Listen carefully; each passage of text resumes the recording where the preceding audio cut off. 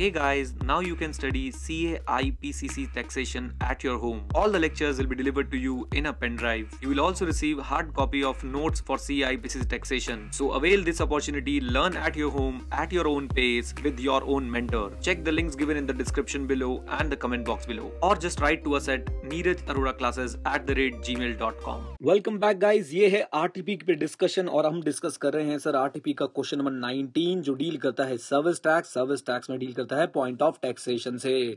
आइए मैं आप लोगों को दिखाता हूं क्या बोलता है सर ये question number 19।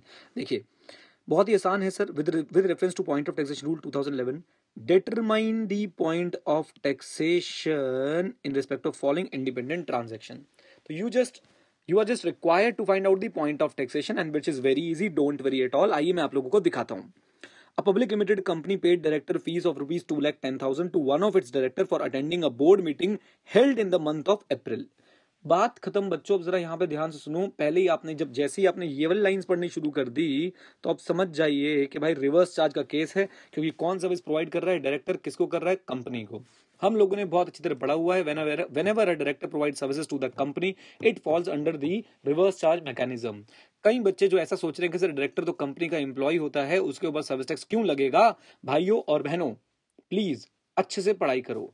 Sir director employ वाले भी हो सकते हैं, नॉन एम्प्लॉय वाले भी हो सकते हैं। जो एम्प्लॉय डायरेक्टर है, जिनको सैलरी मिल रही है, उसके ऊपर सर्विस टैक्स एप्लीकेबल नहीं होगा, राइट। लेकिन सर जो नॉन एग्जीक्यूटिव डायरेक्टर्स हैं, यानी जो होल टाइम डायरेक्टर्स नहीं है, जो एम्प्लॉय की डेफिनेशन फॉलो नहीं करते, उनको अगर सर को रेम्युनरेशन मिल रही है तो उनके ऊपर सर्विस टैक्स जो है वो एप्लीकेबल होगा। ओके कैसे एप्लीकेबल होगा? रिवर्स चार्ज बेसिस पे। Who is liable to pay service tax? The service recipient. Director is the service provider and company is the service recipient. इस बात को आप याद रखिएगा। ये रहे आपके डायरेक्टर बाबू और ये रही आपकी कंपनी, ये रही डायरेक्टर की सर्विस, और ये जो डायरेक्टर की सर्विस है ये प्रोवाइड करी है डायरेक्टर ने किसको? कंपनी को, राइट। अब ध्यान रखिएगा, who is liable to pay service tax? The company is liable to pay service tax under the reverse charge mechanism. And reverse charge mechanism का जो पॉइंट ऑफ टैक्सेशन है वो लिखा हुआ है आपके रूल नंबर 7 में। इस बात को आप लोग याद रखिएगा कि रिवर्स चार्ज मैकेनिज्म का सर जो पॉइंट ऑफ टैक्सेशन है वो रूल नंबर 7 में है, और वो जनरली क्या होता है? Date of payment. बोलिए क्या होता है? Date of payment. एक बोल दो मेरे साथ, सुर में बोलना, date of payment, right guys. अब डेट ऑफ पेमेंट ठीक है, होता है, बट आपने साथ साथ ये भी ध्यान रखना है कि सर डेट ऑफ पेमेंट तभी होगा जब payment is made within 3 months of the date of invoice.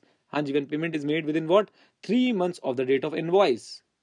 अगर पेमेंट डेट ऑफ इनवॉइस के 3 months के अंदर नहीं हुई है तो बहुत सिंपल है, आपका जो फर्स्ट डे आता है after the expiry of said 3 months, आपका जो फर्स्ट डे आता है after the expiry of 3 months, शायद मैंने पहले 6 months बोला था, आई एम सॉरी। आपका जो फर्स्ट डे आता है after the expiry of 3 months, वही आपका क्या बन जाएगा? Point of taxation. जरा ध्यान से सुन लीजिए। मान लेते हैं ये डेट ऑफ इनवॉइस, तो यहां से 3 महीने, इसके अंदर कभी भी क्या हो गई? पेमेंट, तो सर वही क्या बन जाएगा? Point of taxation. लेकिन अगर यहाँ पेमेंट नहीं हुई तो सिंपल है, नेक्स्ट डे जो है वो आपका क्या बन जाएगा? Point of taxation. बोलो तारा रारा। ओके, आई होप गाइज यहां तक आप लोगों को बिल्कुल बात जो है वो अच्छे से समझ आई, और आप लोग सर इस चीज को समझ पा रहे होंगे। तो अब देखते हैं इस केस में क्या हुआ है। देखिए सबसे पहले तो हम इस केस में आंसर को फ्रेम कैसे करेंगे। सबसे पहली बात गाइज आप लोग बता देंगे कि भैया देखो रिवर्स चार्ज मैकेनिज्म लगेगा। फिर आप लोग रूल 7 का जरूर रेफरेंस देंगे और बताएंगे कि रूल 7 बोलता है कि पॉइंट ऑफ टैक्सेशन जो है वो होगी डेट ऑफ पेमेंट। हाँ जी, date of payment provided that payment is made within 3 months of the date of invoice, and if it is not made within 3 months of the date of invoice, then the day immediately after the expiry of said 3 months। Okay फिर आप इस case को relate करने की कोशिश करेंगे। देखिए sir अप्रैल में जो है सर्विस प्रोवाइड की गई है, एज्यूम करना पड़ेगा कि अप्रैल में क्या इशू हो गया होगा? Invoice, right. तो जैसे हमने बोला कि सर ठीक है, हमने क्या किया है, पेमेंट अगस्त में कर रहे हैं और सर हमारा जो इनवॉइस था वो अप्रैल में था, तो ऑब्वियसली अप्रैल मई जून बियॉन्ड 3 months बाद जा चुकी है, तो आपका पॉइंट ऑफ टैक्सेशन क्या होगा? First day that occurs immediately after expiry of said 3 months। अगर मैं आईसीआई को कुछ बताना चाहूं तो भाइयों ऐसा है कि आपसे ये क्वेश्चन जो है वो गलत फ्रेम हो गया है, इसके अंदर अगर आप डेट देते तो आप बच्चे को ज्यादा चेक कर पाते कि कब होगा पॉइंट ऑफ टैक्सेशन। ना आपने इनवॉइस की डेट दी, इनवॉइस की डेट नहीं दी, तो अकॉर्डिंगली आपका पॉइंट ऑफ टैक्सेशन जो है वो निकालना, वो डेट वाइज निकालना थोड़ा सा मुश्किल हो जाएगा। जैसे कि हमने सर आगे हम कभी कोई पॉइंट ऑफ टैक्सेशन पढ़ेंगे, फॉर एग्जांपल इसके नेक्स्ट क्वेश्चन, इसका जो नेक्स्ट पार्ट है उसी में जब हम पॉइंट ऑफ टैक्सेशन देखेंगे तो वहां पे प्रॉपर्ली आप डेट के साथ पॉइंट ऑफ टैक्सेशन बता सकते हैं। इस केस में आप डेट के साथ पॉइंट ऑफ टैक्सेशन नहीं बता सकते, आप बस इतना बोलेंगे कि पॉइंट ऑफ टैक्सेशन होगा डेट ऑफ इनवॉइस के 3rd मंथ के एक्सपायरी के इमीडिएटली जो डे आ रहा है, right. So point of taxation will be the first day that occurs immediately after the expiry of said 3 months। इतनी लाइन आपको नीचे लिख के आनी पड़ेगी। मुबारक हो, आपको यहाँ पे डेट बताने की जरूरत बिल्कुल भी नहीं है कि पॉइंट ऑफ टैक्सेशन क्या होगी।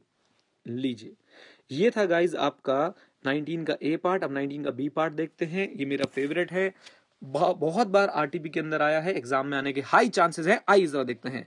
XYZ limited paid consultancy fees of 60,000 to its associated enterprise. जैसे ही आप ये सुनते हैं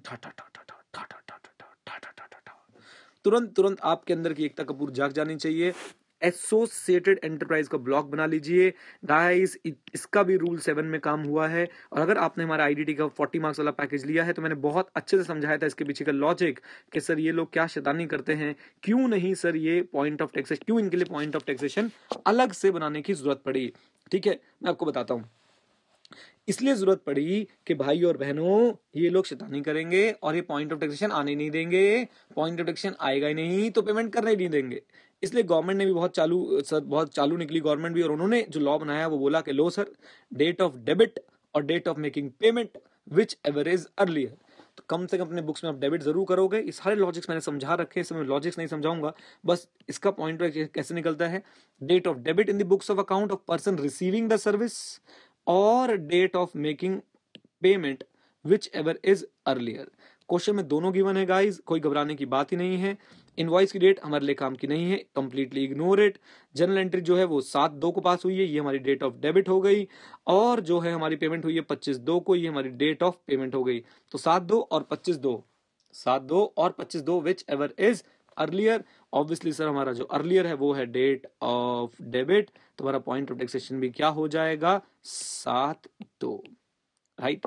थ्योरी वाले क्वेश्चन है इसलिए मैं आप लोगों के साथ इसको ऐसे सॉल्व कर रहा हूं। जब न्यूमेरिकल्स आएंगे तो मैं आपको न्यूमेरिकल्स करके भी दिखाऊंगा। अभी के लिए सर हमने क्वेश्चन नंबर 18 भी कर लिया है, क्वेश्चन नंबर 19 भी कर लिया है। अगला टारगेट होगा हमारा क्वेश्चन नंबर 20 करना, जो कि बहुत ही इंपॉर्टेंट क्वेश्चन है, मेरा फेवरेट है, एग्जाम में आने के हाई चांसेस रखता है, राइट गाइज। तो आप अगर लोग अभी इसको देख रहे हैं यूट्यूब चैनल पे तो प्लीज सर वीडियो को लाइक जरूर कर दीजिएगा, चैनल को सब्सक्राइब जरूर कर लीजिएगा। अगर आप देख रहे हैं edu91.in पे, मुबारक हो, आपका रजिस्ट्रेशन हो चुका है।